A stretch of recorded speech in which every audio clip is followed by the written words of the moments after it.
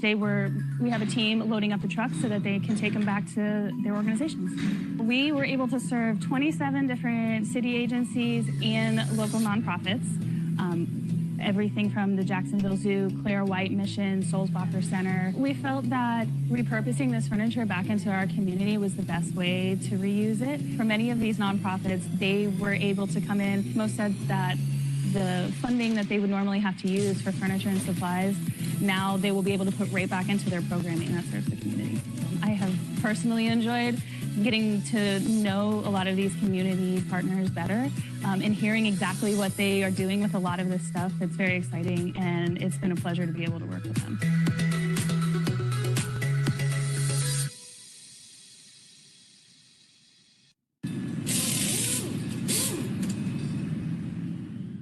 I'm Nathan Rouse, JEA Manager of Sewer Operation, Maintenance, and Construction, and I'm here to tell you a little bit about our team and what we do for our customers and community every day.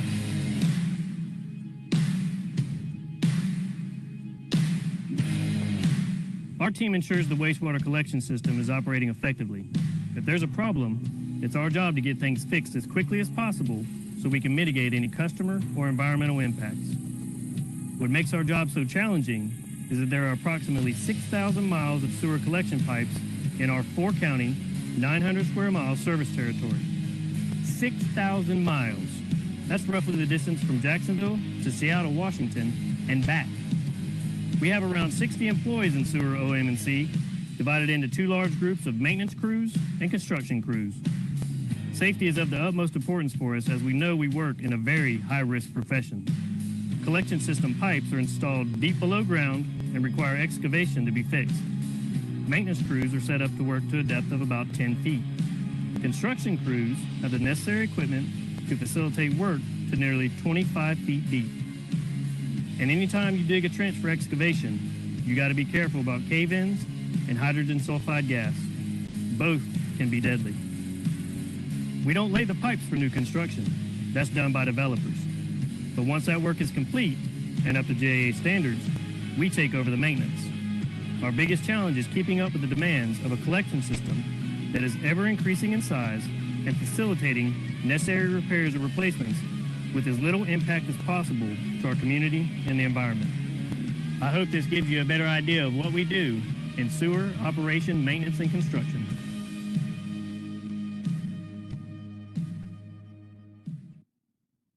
Thank you. I love these videos before the meetings. And with that, I'm going to call the meeting to order this morning, especially in light of the storm that's coming our way. I think it is time for us to have a moment of reflection.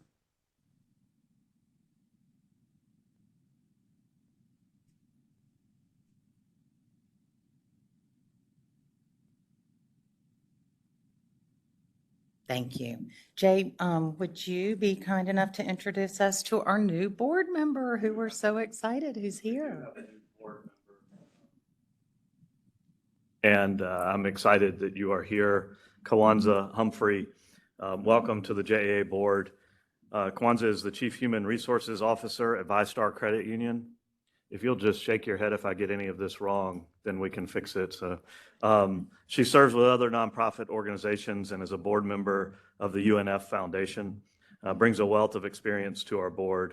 Over the next year or so, we will have specific meetings with you to get you orientated and to understand what all we do.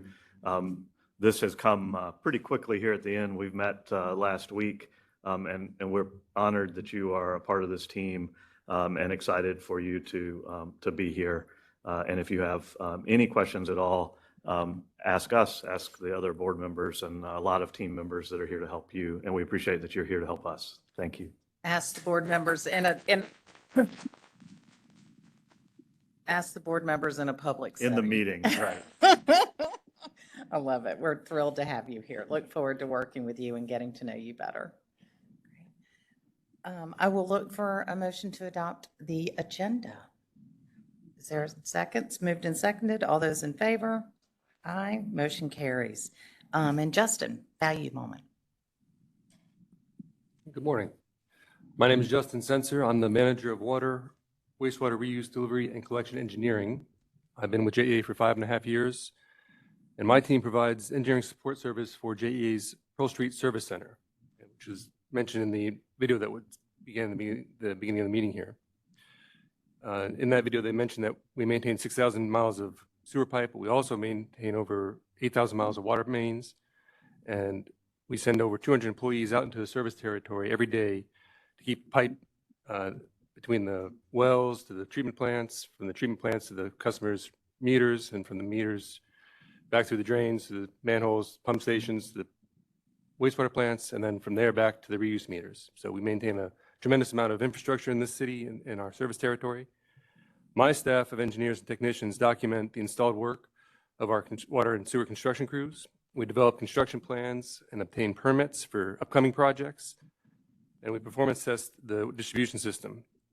We also manage the outside work of outside contractors and consultants, all in an effort to stay ahead of service interruptions so that our customers never need to know how hard we're working to get the water to their faucets and down their drains.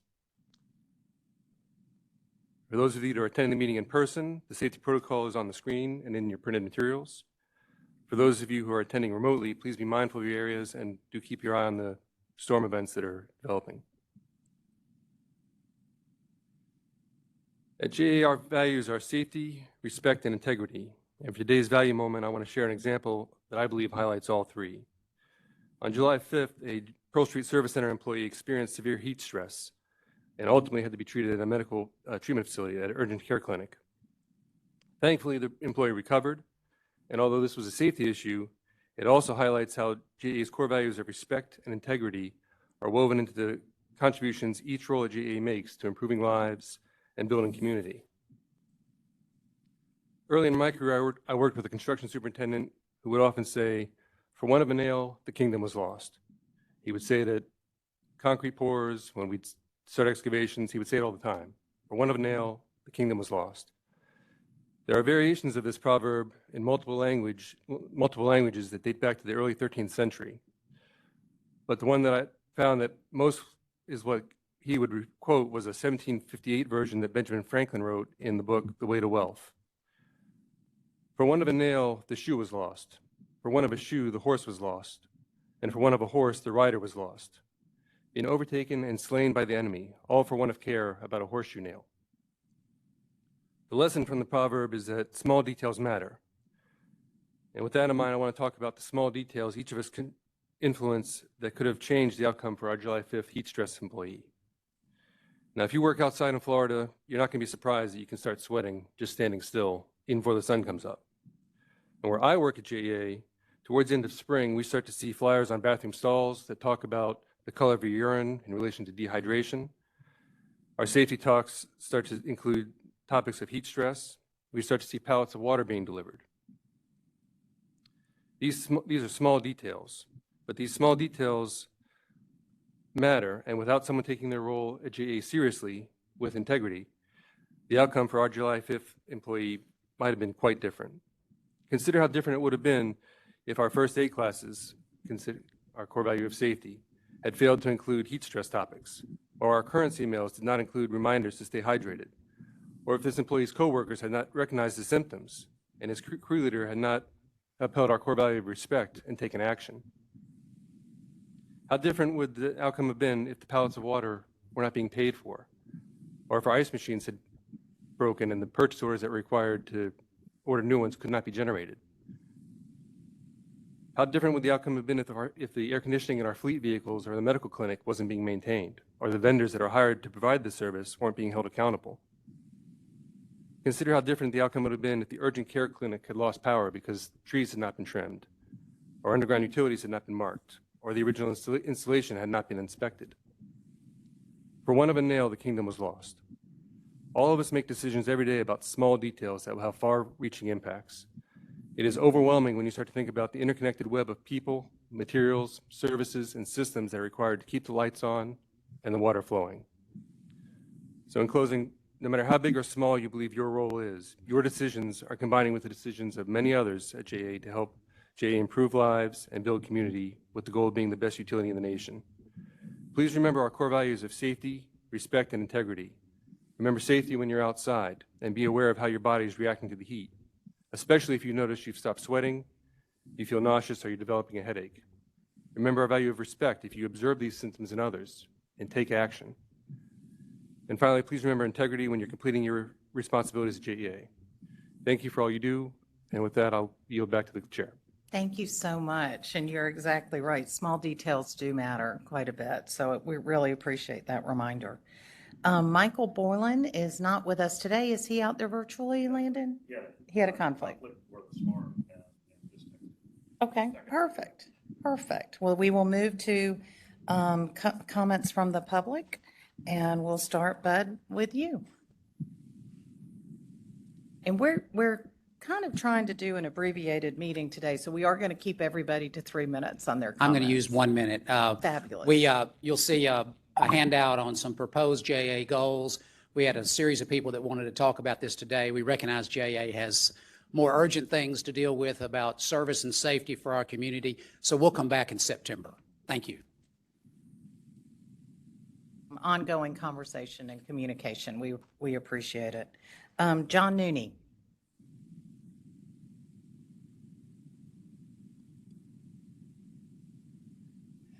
Hello, my name is John Philanthropic Resiliency Nooney, 8356 Bascom Road, Jacksonville, Florida, 32216.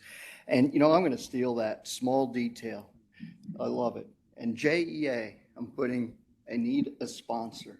What I just want to share with you, and this is show and tell, but these are fiddler crabs right from the backyard this morning. My wife and I, we live on Category 1 wetlands next to a FEMA house on Pottsburg Creek. And, been there over 30 some years. And you know what, we made the decision that we were just going to be moving. And the first thing, people came right up to us and said, Nooney, we're going to take your spot and make it a private launch. And I was like, well, good for you. But you know what, I'm just going to go try the public route first. So I've been working on this for a while. And what I just want to share with you, I just recently participated in Mayor Deegan's infrastructure, subcommittees. I participated in 4 of them. Downtown riverfront, neighborhoods, parks, recreation, and resiliency. And right here, and I submitted this, and hopefully it's part of the permanent record, and you can look on it a little bit later on. But under key takeaways, the need to address the riverfront outside of downtown, we learned that the vast majority of our riverfront, approximately 90%, is privately owned outside of downtown. 90%. We're not talking 50, 60, 70, in Jacksonville.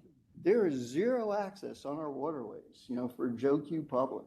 And I'll tell you what, after just participating in this, I think it's only going to get worse. So I do need a sponsor. And, I'm wearing my Sir Richard Branson shirt. There's over 2,500 billionaires in the world.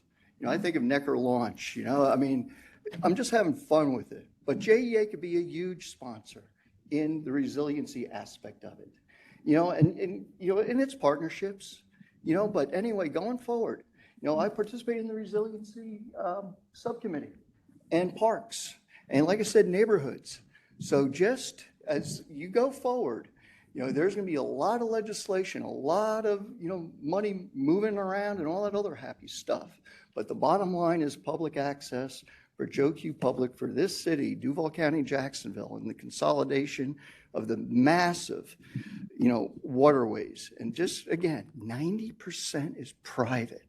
And I'm on Pottsburg, which connects to the Arlington River with 3 private rowing clubs. And then it dumps out at Exchange Club Island. There's only one public access point, and that's Beach Boulevard ramp. And let me just say, the North Florida Land Trust did a site inspection. They recognize the recreational value potential that exists. Andy Fraden, the owner of All Wet Sports, who's also on the Waterways Commission, has no problem if legislation eventually evolves and happens where, this could turn out to be, just public access for everybody. So anyway, I just want to, if you want, show and tell, always love it. But, these are fiddler crabs, you can pass them around.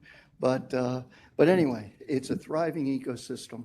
And I hope as this board considers, all the small details, that you'll think that this small detail could be a huge positive for everyone. Great. So thank you for listening. Thank you so much. Thank you. And Landon, is there anybody virtually who wants to make a comment? Good morning to the chair. Are you able to hear me okay? Yes. Yes, this is Jerry Wetzel. I'm standing in for Landon today. If you don't mind, I'll take a brief moment and cover the WebEx technology for anyone remotely. If in today's meeting, we have enabled 2 ways for them to be recognized for public comment. The first is in the chat option. If you touch your screen or scroll next to the participant icon, you will notice an icon that looks like a caption bubble. If you click on that, it will bring up a window. This will allow you to submit your comments in writing. The other option is to raise your hand. So I'll pause for a brief moment. If somebody on the WebEx call would like to raise their hand, we'll recognize you. I see Mark Zimmerman. Mark Zimmerman has his hand raised. If you would go ahead and unmute yourself. If you're on a mobile phone, hit *6. So, yeah, good morning. First of all, hope you all are safe with the hurricane coming up the Gulf. So, that's probably the first thing to worry about. The second thing I want to ask is that the city contribution as part of our power bills show up as a separate line item like the other taxes that are on the bill. That's it. Thank you. Thank you. I will pause another brief moment. If anybody else would like to raise their hand, go ahead, please.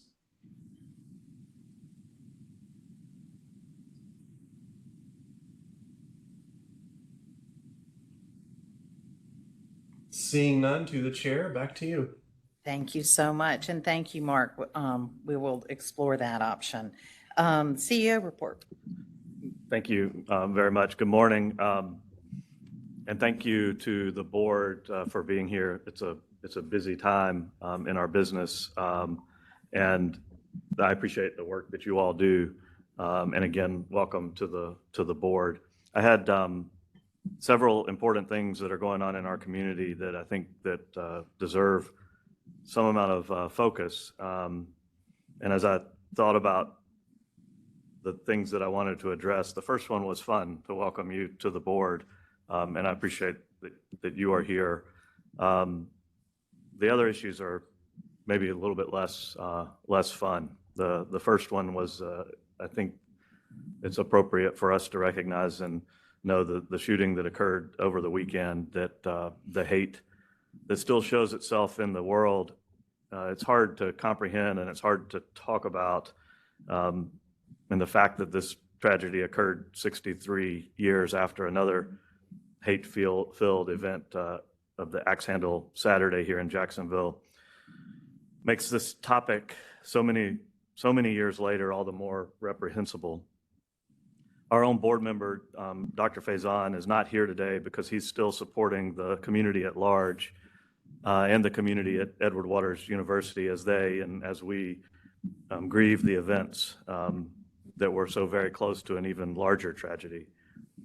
When I've talked to him in the past, he has talked to me about the trust that parents and friends and the students themselves have put in the university to take care of each other. And that trust showed this weekend. That trust is still there, even with the hate that showed itself over the weekend. JEA is a utility. We are a utility, and we're called to provide foundational services to the community, as Justin talked about, to improve lives and build community. We'll continue to do that, and we're going to continue to support diversity, equity, inclusion efforts, because until hate is gone, we all still have a job to do. It's courtesy and respect, you hear. Courtesy is a core value here at JEA, and our thoughts, prayers, and concerns go out to those that have been impacted, and specifically today to Dr. Faison and the students at Edward Waters University. The other event today is obviously the hurricane that is coming through. Idalia, the hurricane is what I'm going to call it because it's too hard to say. It is bearing down. It was bearing down on us worse yesterday. It's turned a little bit, but it is something that we shouldn't drop our guard on, that we need to pay attention to, because as the track is predicted now, we may see less winds, but we're likely to still experience outages. It's also still far enough away that it could turn. And so we have some of our members that you normally see here that are not here. Ray Marshall is over at the mayor's meeting this morning as we support and work closely with the city. I think impressed that Ted Phillips put on a bow tie in the middle of a hurricane. I came prepared for the hurricane, and he says he's going to go home and change clothes after the meeting. So we're as prepared as we can be as a utility, in part because we do this every day. You see, preparing for the storm didn't start last week. It didn't start when it started spinning up in the Atlantic. We do this every day. And this is as much for the employees as it is for the board meeting and for the public, because you see, it takes all of us. I guess for want of a nail was a good topic today. It takes all of us, all 2,100 employees, to keep our systems up and running. And every single day there are emergencies that we respond to. There are outages, there are customers with big issues, there's problems with the water system, sewer overflows. Not every single day are there sanitary sewer overflows, but we respond to them when they occur. And none of our jobs can be done without all of us working together. So at the same time that the storm is coming and we're in emergency mode, we have our normal jobs that we have to keep on doing. We have a board meeting because it's the routine business that we have to keep on taking care of, working with our customers, the accounting, the planning, keeping all the support systems operating and running. It's what we're called to do, what you are called to do, to build community and improve lives. The next thing I want to address quickly is the boil water advisory that occurred last week or a couple of weeks ago, August 22nd. We were notified of a water line break. There's some pictures on the screens now. Within 10 minutes of the break, we had crews en route to respond to the emergency, another emergency that occurs every day. And in about 5 or 6 hours, they had the pipe repaired and fixed.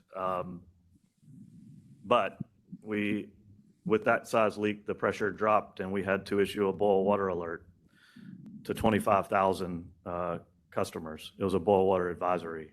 Words are important. It was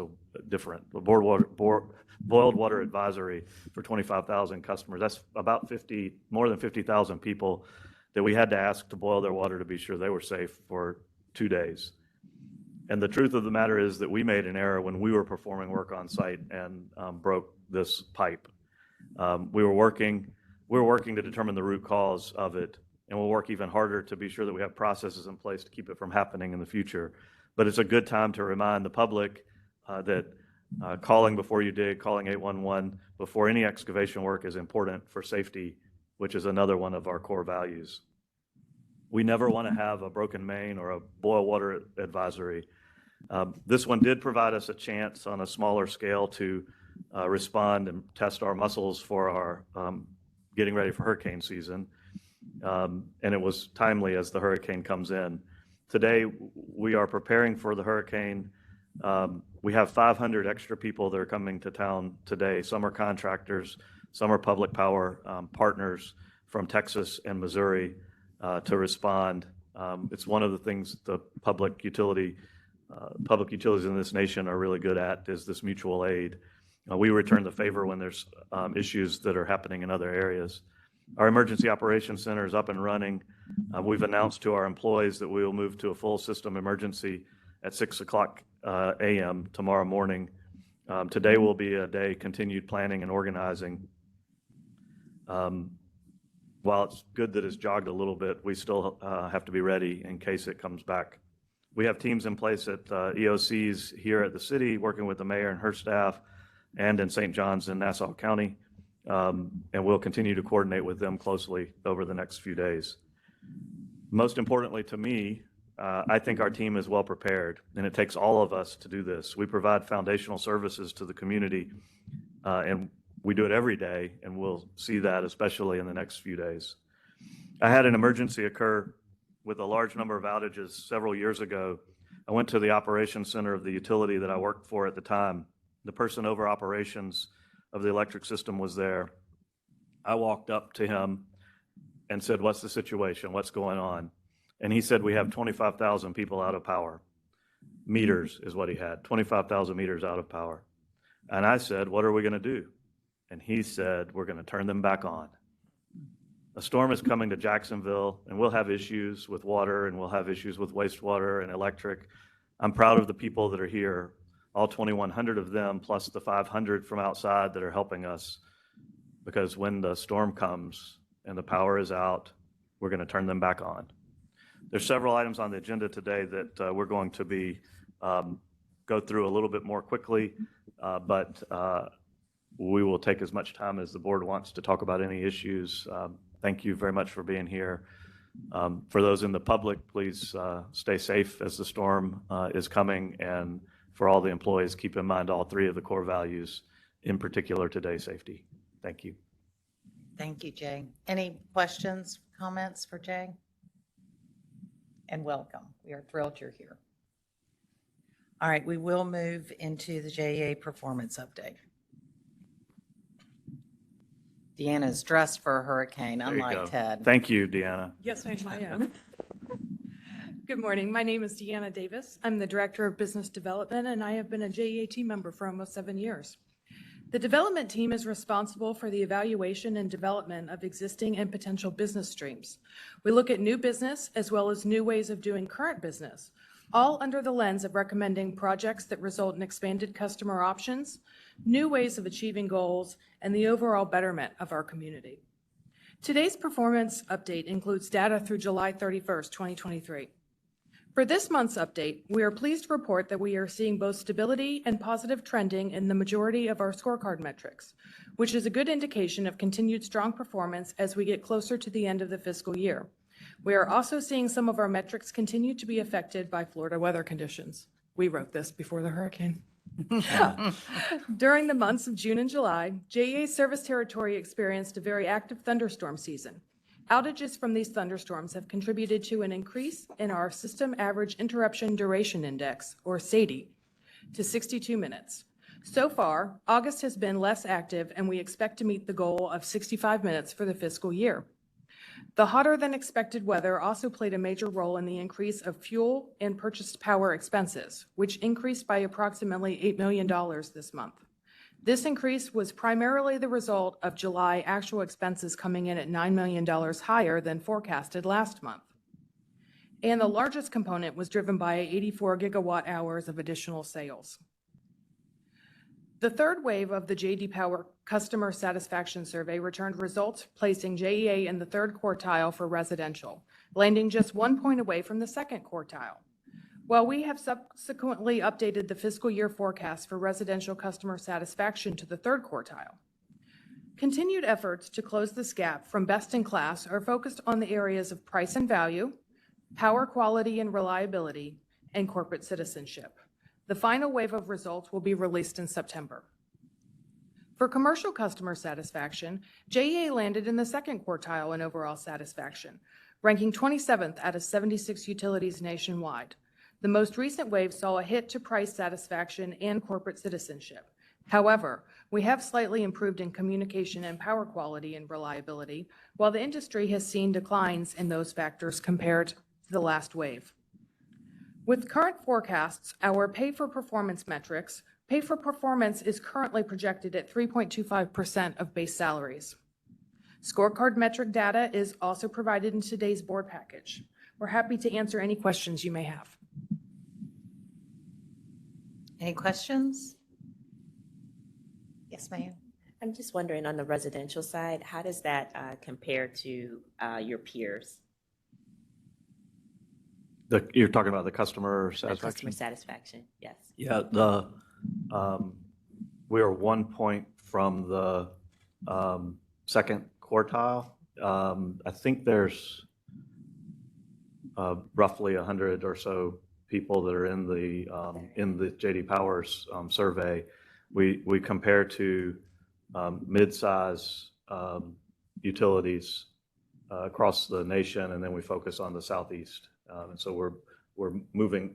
We had moved up, and then we dropped back down again in December, and so we're going to continue to work at this. This slide has the trend from July of 22 through 23.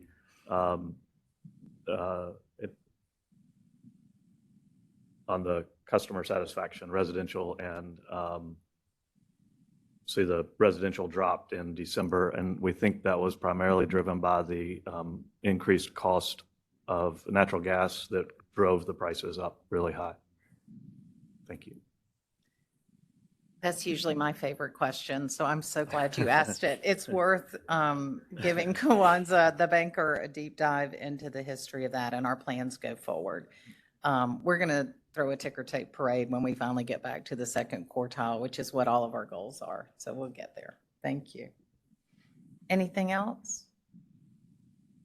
All right. Thank you very much. We will move into committee reports, and the first is Governance, Audit, and Compliance Committee. We met on August 4th. General DeSalvo and John Baker attended in person, and Chair Stein attended virtually. We have two presentations that were on the consent agenda. One is the Finance Directive, and the other is the Real Estate Directive. I really want to thank staff, especially on the Real Estate Directive.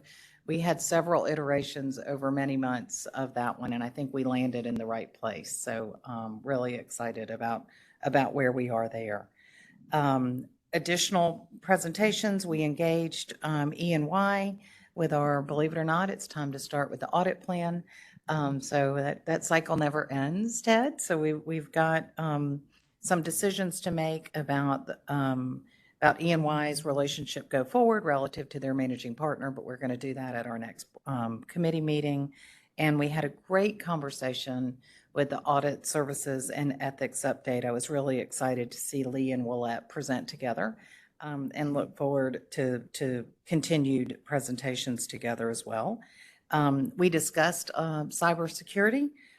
We had our CIO join us, and at that time it was not determined that we needed to go into a shade meeting, which we had done previously. We feel like we're in pretty good shape there, and unless somebody feels like we should, I think that was a good enough update for us at this time.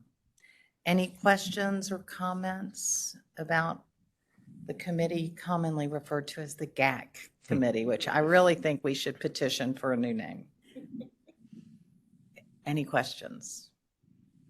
All right, then I'll look for a motion to accept and approve the consent agenda as presented. Second. All those in favor? The consent agenda carries. And we've got board minute meeting from the June 24th meeting. That does not show that's all, us within that's the, okay, I was going to say, where are we here? economic development. Good. Thank you. Yep. And then we'll move into deepening customer and community engagement, economic development program writer, which is an action item. Paul. I think Paul is on the screen. On screen. Yeah. Morning, Vice Chair Lanahan and JEA board members. Paul Mitchell of Economic Development.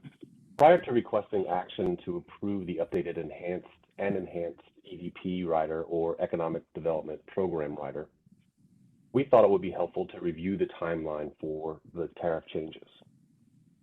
On April 18th, we presented the updates and enhancements to the EDP rider to the External Affairs Committee and requested a public hearing to present the same and to allow time for public comment. The public meeting was held on June 27th, and to allow time for public comment, the request for board approval was scheduled for today's meeting. Happy to address any questions. Any questions of Paul? Right. At this time, staff seeks board approval for the enhancement for the Economic Development Program rider and tariff. Thank you. I'll accept a motion. Is there a second? All those in favor? Aye. Any opposed? Motion carries. Thank you very much. Thank you. And we're going to pass, Jay, to you, I believe? Yes. The integrated resource plan update this time is really the resolution that's in your package. And as we said earlier, what I want to do is introduce it to you today and then have a discussion at our next board meeting. This is a response to a request whenever we adopted the integrated resource plan in April, and it lays out a little bit more details on some of the things that we'll be doing as we move forward to implement the integrated resource plan. So mostly this is put it out here, it's in your package, and then we'll talk about it next meeting. It's an important conversation, and we felt like with what's going on, we wanted to give it a lot of conversation. So thank you for that. I'm glad we took that off as an action item. Thank you.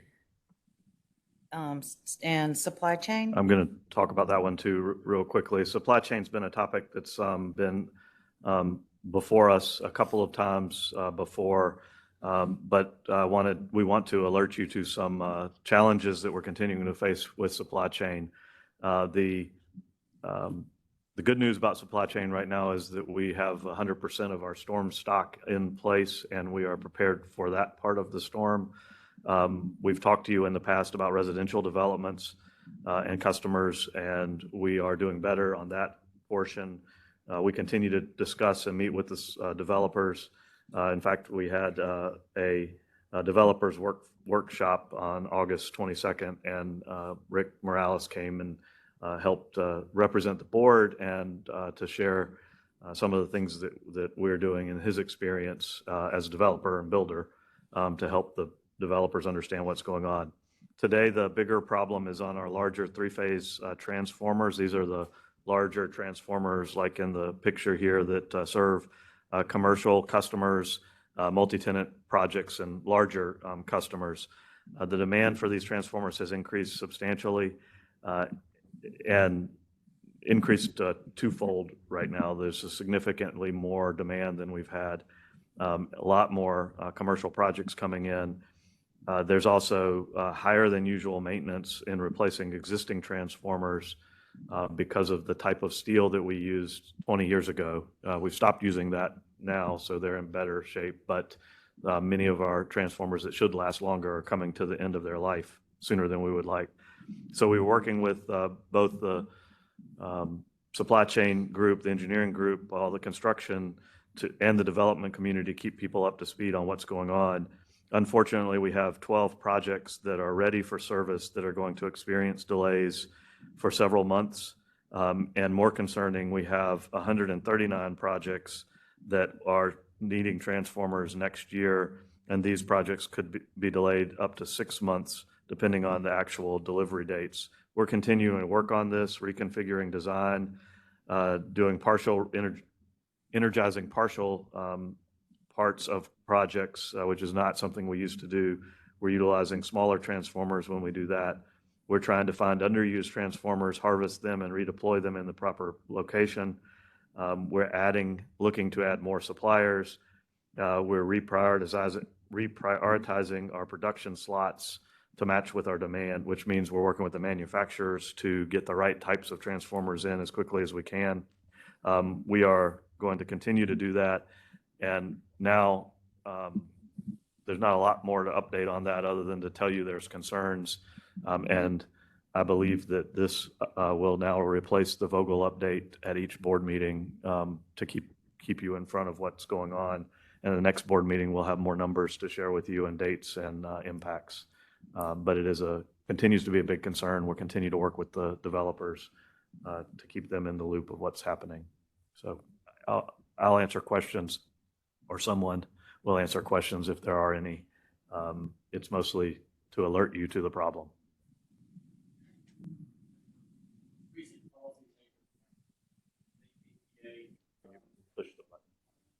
I'm sorry. Thanks. At the most recent PMC with the APA, they said at the federal level, they're still trying to get DOE to draw back a little bit on the metal component of the transformers, and they're getting nowhere on that. So that's sort of a frustrating thing, and that's been 1.5 years in the works right now. So I don't.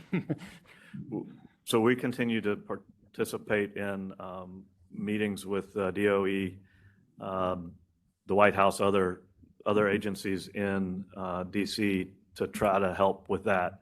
That is a extra problem. The standards are supposed to change on transformers, and when they do, the type of steel that is used is also the type of steel that's used for electric vehicles and for other equipment and components, and that will put additional stress on the supply chain. And so we continue to work with our partners across the industry to try to encourage them. And yeah, we're going to keep working on that.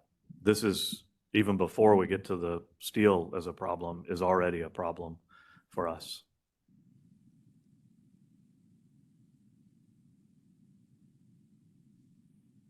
Thank you. All right. Any other questions? Plant Vogel. Jay. Yeah, Plant Vogel. So Ricky Erickson is our Vice President of Electric Systems, and we transferred this for him to give the update before the hurricane came. But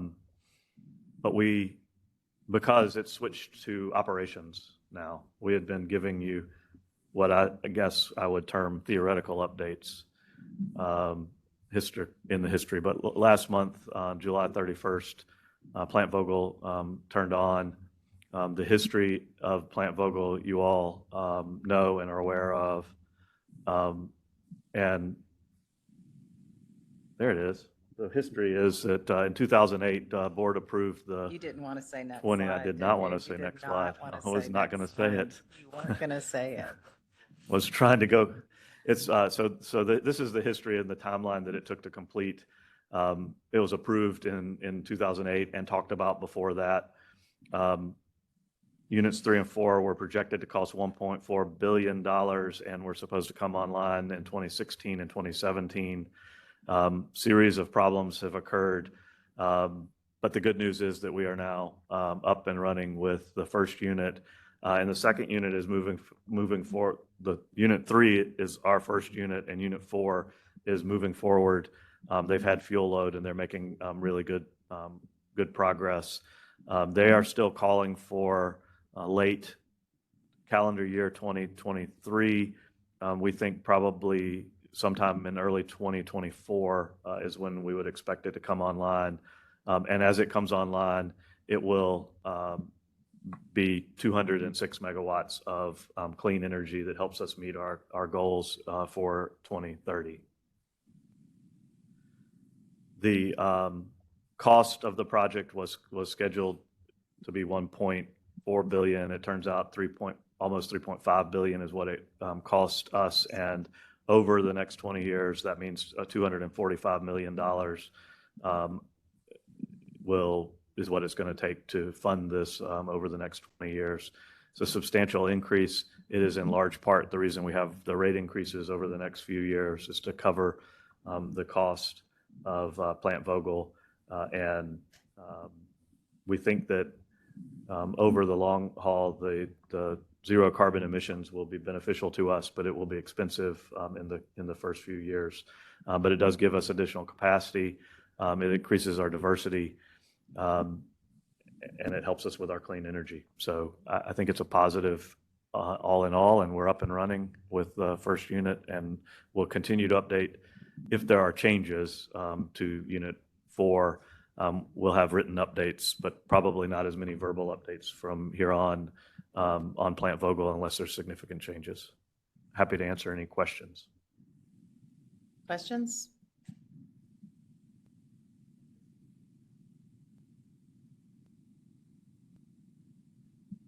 For the one unit? Yes, we get it's just over 100 megawatts, and it's 24 hours a day all the time. Gotcha. And so it's a good load for us, and it will help drive down and manage our fuel costs, because while the overall cost is expensive, the fuel for nuclear is significantly less expensive than others. Ultimately, when we get the second part on, we'll get about 11% of our energy from Plant Vogel. Thank you. Thank you. Jay, what will the power from Plant Vogel replace? So I think that so we have other purchase power, and we will back off our north side generation normally. We will manage our load based on economics, and it will be there all the time. And then we'll turn on and off our units based on economics with gas and solid fuel at our facilities. Thank you. And the good news that it's operational. The bad news is relative to an IRP, the clock starts ticking for us to have a pretty big replacement strategy on the clean energy commitment. So It is it's why complicated. It is why we have to start another IRP soon in order to get it updated in 3 years, and then again in 3 years, because the world is changing quickly. Thank you. Any other questions, comments? Great, thank you. Pat, fostering exceptional work culture.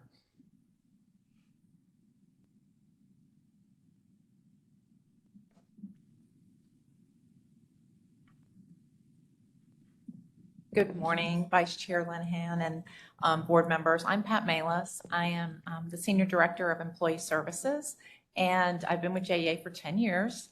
I have the opportunity of managing a team of professionals who deliver and design HR strategies around compensation, benefits, labor relations, and talent acquisition services for JEA. So pretty big job. So JEA offers a full suite of health and welfare benefits, and they offer these to their retirees and their active employees. Specifically, we have 2 voluntary qualified savings plans called the JEA 457 Deferred Compensation Plan and the JEA 401A Defined Benefit Plan, or I'm sorry, Defined Contribution Retirement Plan. Both plans are designed to provide employees a method of deferring taxation on earned compensation until death, retirement, or other certain events. Empower Retirement is currently our custodian, third-party administrator, and also provides oversight on the plan's investment funds. Currently, the fees for services rendered by Empower are derived in part from variable revenue credits produced by the investment funds in which the plan's assets are invested. Some mutual funds in the plan add non-investment related fees to the expense ratio of mutual funds and pay those additional fees to various intermediaries, including brokers, financial advisors, and retirement plans. This is called revenue sharing. Different mutual funds use different percentages for the additional fee amounts, and some mutual funds do not engage in revenue sharing at all. JEA is seeking to adopt a zero revenue share fee model. Yes, you can see that. And so the benefits include, greater transparency, more equitable administration of the fees, and currently that is best practice in the industry.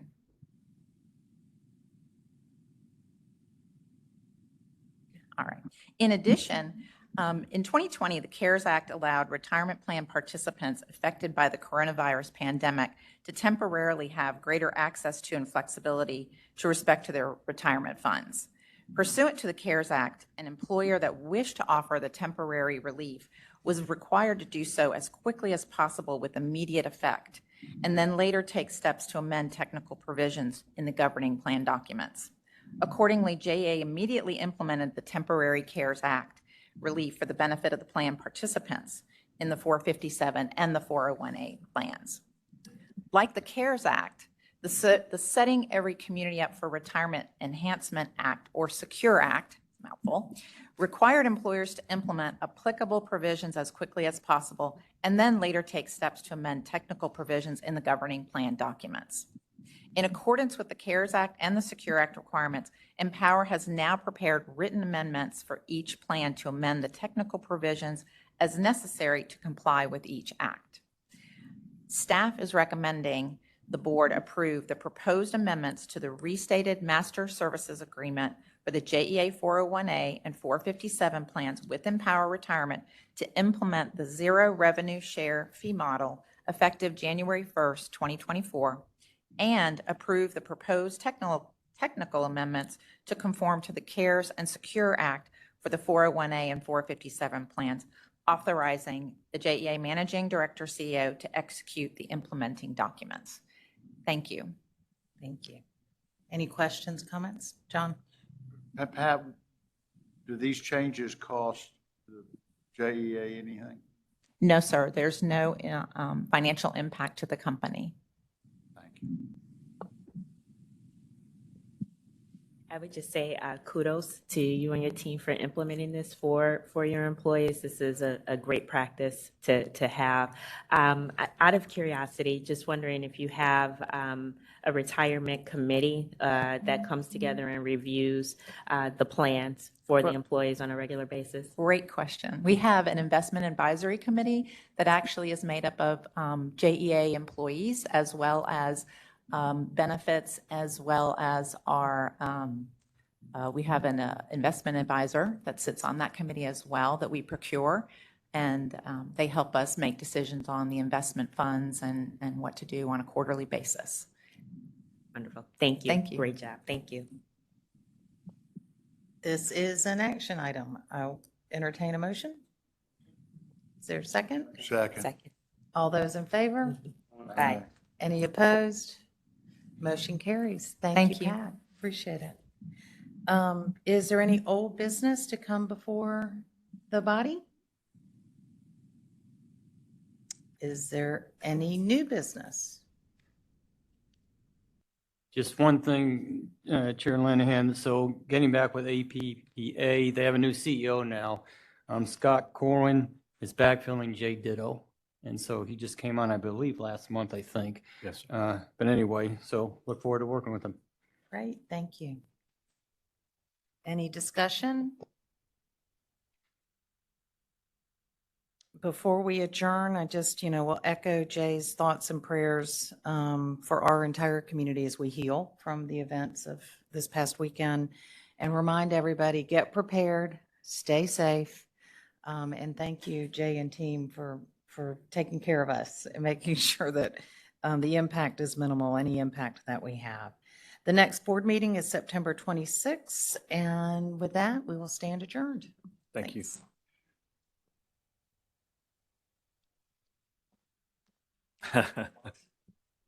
Yeah.